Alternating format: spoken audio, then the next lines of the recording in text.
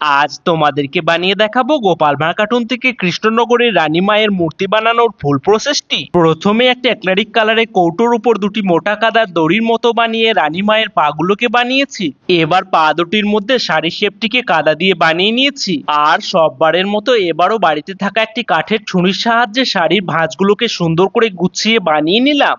আগের ভিডিওগুলোতে আমি গোপাল ভাঁড় কার্টুন থেকে রাজা কৃষ্ণচন্দ্র গোপাল ও তার গিন্নির মূর্তি বানানোর ফুল প্রসেসগুলোকে তোমাদেরকে বানিয়ে দেখিয়েছিলাম। তোমরা যারা যারা ভিডিওগুলো মিস করে গেছো চাইলে দেখে আসতে পারো।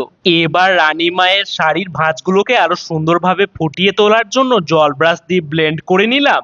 এবার একটা কাদার টুকরো নিয়ে রানী মায়ের পাগুলোর ওপর বসিয়ে নিয়ে বডি শেপটিকে দিয়ে নিলাম।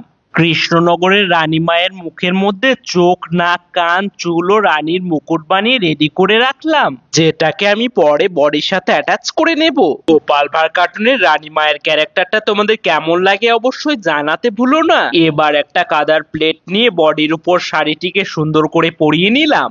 আর ফেভিকল আঠার সাহায্যে আগে থেকে বানিয়ে রাখা রানী মায়ের হাতগুলোকে বডির সাথে অ্যাটাচ করে নিলাম। বাড়িতে থাকা একটা সূচের সাহায্যে রানী মায়ের আঙুলের শেপগুলোকে বানিয়ে নিয়েছি। আর সরু কাদার রিং এর সাহায্যে রানী মায়ের হাতের উপর গয়নাগুলোকে বানিয়ে নিলাম। সবশেষে আগে থেকে বানিয়ে রাখা রানী মায়ের মুখটিকে বডির সাথে অ্যাটাচ করে নিলাম। এবার কৃষ্ণনগরের রানী মায়ের মূর্তিটি শুকনো হয়ে এলে প্রথমে এশিয়ান পেন্টের হোয়াইট প্রাইমার ইউজ করে সুন্দর করে কালার করে নিলাম। গোপাল ভাঁড় কার্টুনে কৃষ্ণনগরের রানী মায়ের মূর্তিটি কালার করা ফুল প্রসেস আমি তোমাদের সামনে তুলে ধরলাম। সবার কাছে অনুরোধ রইল ভিডিওটিকে শেষ অবধি দেখার জন্য।